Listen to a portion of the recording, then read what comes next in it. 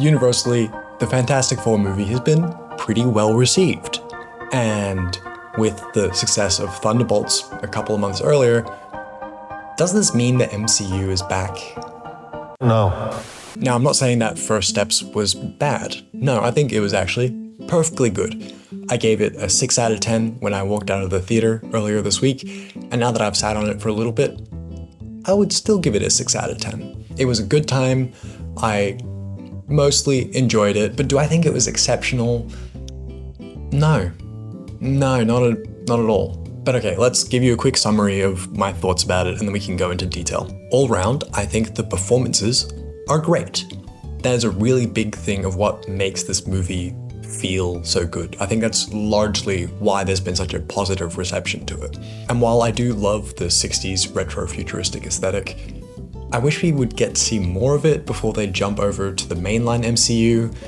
And also I wish that this movie did more with it. It's there, but it still distinctly feels and looks like an MCU movie. Overall, I think the movie is a 6.5 out of 10. There's nothing really wrong with it, but there's nothing fantastic about it either.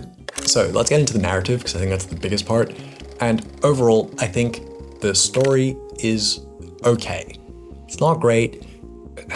I feel like we do miss a bit of establishing Reed and Sue and Johnny and Ben, because we kind of skip over the whole origin story in a new segment. I'm not saying that we needed to go through the whole origin story again, and I'm actually very glad that they didn't do that. I think that would have been an awful choice. But the plot kind of jumps straight into motion, and we don't really get a whole lot of time to get to know the characters on a baseline level before the primary plot gets moving.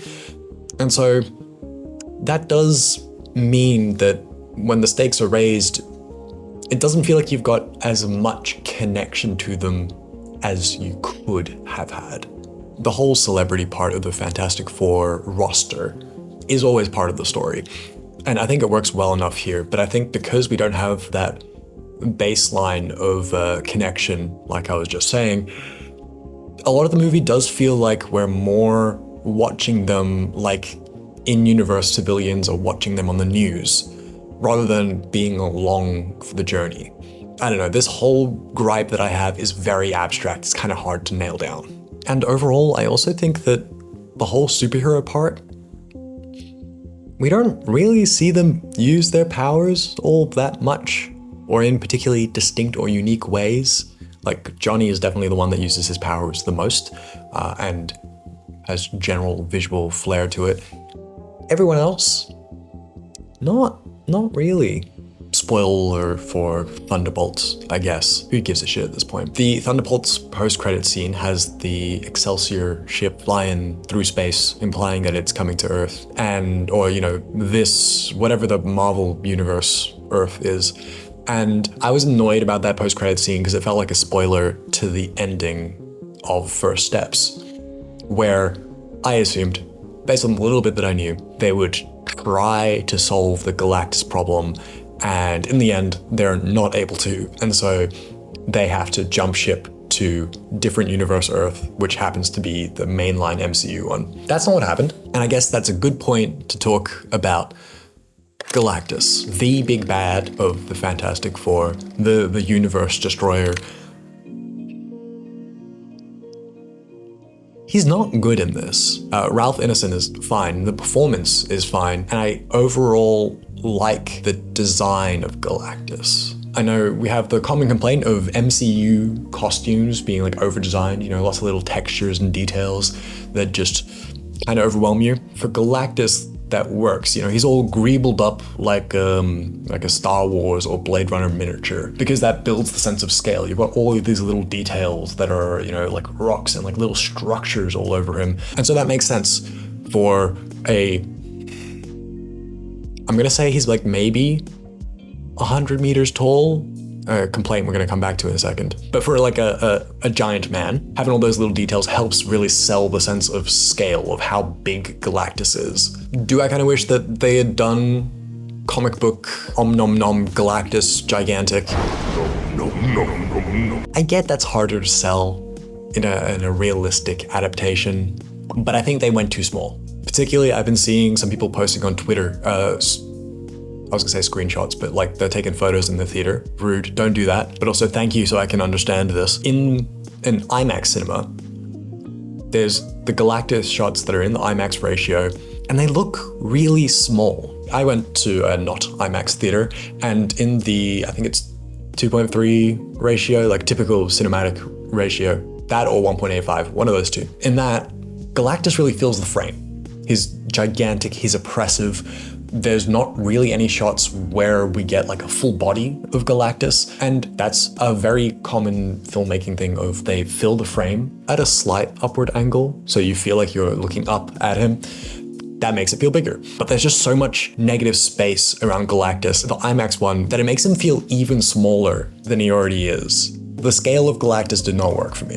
And I also don't know how I feel about jumping straight into Galactus for a first Fantastic Four movie. You know, jumping the shark a little bit. I think there's so much rush these days to just jump to the big thing, to get straight to the hype moment with the aura, as the kids say. That was painful. That hurt me. Yeah, a lot of the superhero stuff just seems to be trying to jump straight to the good bit, the central conflict of the story is, yeah, Galactus is coming to eat Earth, blah, blah, blah. We're going to teleport Earth. That kind of goes hand in hand with the, cool, we're doing Galactus straight away, and now we're doing this big batshit insane thing of we're going to teleport Earth straight away. I like that section of the movie because there's, you know, this big mission for humanity, and you see this great unity and all the teleportation pylons being constructed all over the world. And I thought that was really cool. I'm glad the idea got shut down. You know, Silver Surfer goes through and blows a bunch of shit up, but I just feel like that shouldn't have been the idea in the first place. It just, yeah, again, jumping straight to the big thing instead of doing a moderate sized thing and then going to the big thing. Defeating Galactus by just showing him in the lost teleporter thing. I just didn't like that sequence in general. The more I'm talking about the movie, the more I'm reevaluating that 6 out of 10 score. As much as I've got a lot of criticism for it, I don't hate it. Like, I overall had a good time. But then getting to the end of the movie with the, spoiler, Doom post-credit scene where Sue comes around and it's just a hooded Doom. We don't get to see, potentially, Robert Downey Jr.'s face. We'll see what the fuck's happening with that. But it's just, yeah, the green hood and the little metal mask, and he's talking to little kiddo Franklin. I don't know. It's hard for me to really give any insight into this because, like, I don't give a shit about the larger picture MCU. Like, at this point, I just want to go watch a good movie, right?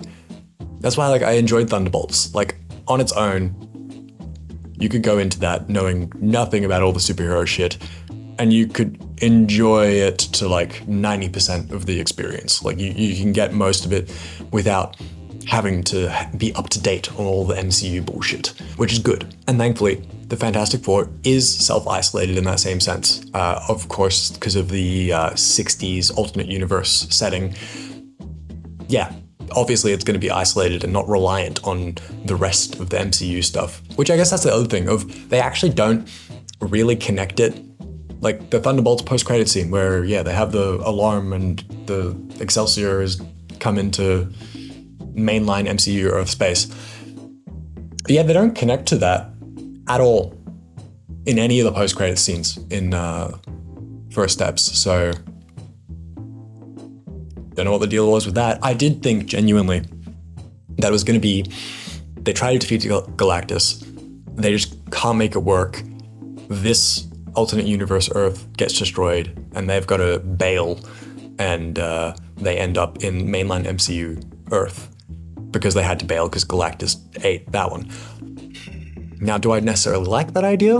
I think I like it more than the movie I watched, but it's also not really fair to compare because that's just an idea in my head and not an entire movie. But enough about the narrative. Performance-wise, everyone's really good in this. I think everyone feels very natural. It does feel like they have a camaraderie that's quite believable. Joseph Quinn, I think it is, that plays Johnny Storm, stand out, really good. And I skimmed past this when I was recording and then noticed when I was editing. I do want to say that I think the Thing is really underused throughout the movie.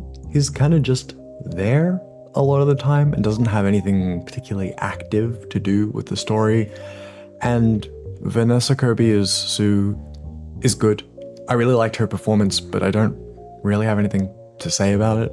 Pedro Pascal as Reed Richards is alright. There is this thing floating around, I don't know how true it is. Pascal wanted to do a transatlantic accent, that like really 60s voice. And I think I would have enjoyed that more than him just using his regular speaking voice. And I think that kind of goes into my probably biggest gripe with the movie. As much as I do like the 60s retrofuturism, I don't feel like they use it enough. I don't think there's enough of it. Beyond the costumes and the sets and the general setting, that aesthetic doesn't really bleed into any other aspect of the craft of cinema. The way that shots are framed are still your standard MCU fare, which is to say pretty unimaginative. The way that shots are lit, they don't adopt any 60s styles that could have been an interesting way to visually distinguish this movie from the rest of the MCU stuff. And as much as I do like the retrofuturistic tech, it does feel very MCU-y. You had an opportunity to do something different because this is set in an alternate universe, and they didn't. I think they could have pushed it further. It could have been more visually distinct instead of just feeling like more MCU stuff. But for other visual notes, the CGI, I would say, is on the better side of the spectrum for recent Marvel movies. That's not to say that it was perfect. It does still have a lot of that odd sort of lifelessness to it that always bothers me, but I recognize that's something that's not going to change because they still push it super hard. There's a lot of CG in these movies, and realistically, studios and their artists are not being paid enough and do not have enough time. But also, the average viewer is probably not going to comment on that, so Marvel probably doesn't care. But the CGI baby, which, to be fair, doesn't pop up that much. From my understanding, it seems like they did have actual babies on set, and so most of the time, little baby Franklin looks fine. There are a few shots though where he doesn't, particularly when Sue is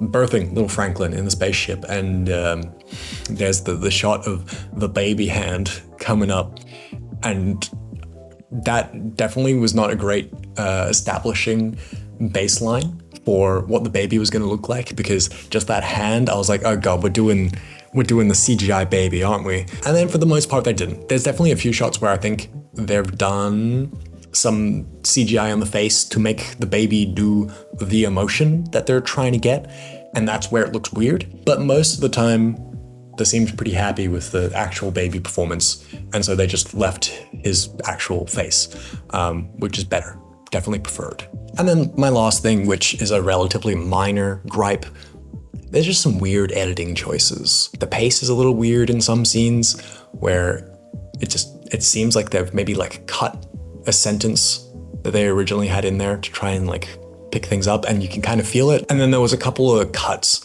that it was just like, oh, okay, that was just a really strange place to cut, or a weird shot to cut to from the one that we were just looking at. There was only a handful. There was maybe like 3 or 4 throughout the entire movie that it was really jarring, and I was like, oh, that was a weird cut. And look, I recognize that sort of thing I'm going to be more sensitive to because I am an editor by trade. That is my career.